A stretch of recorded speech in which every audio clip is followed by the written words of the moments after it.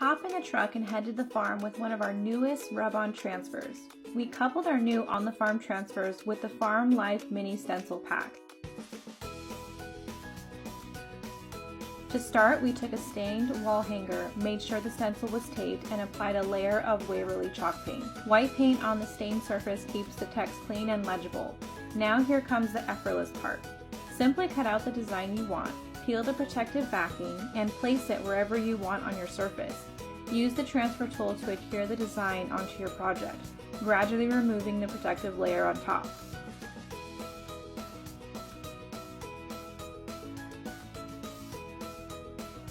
And this flannel ribbon was perfect to add a quick bow to the top. Once it was glued down, we finished it up with some greenery. That's it, all done and ready for the wall. You'll just love this hassle-free hand-painted look.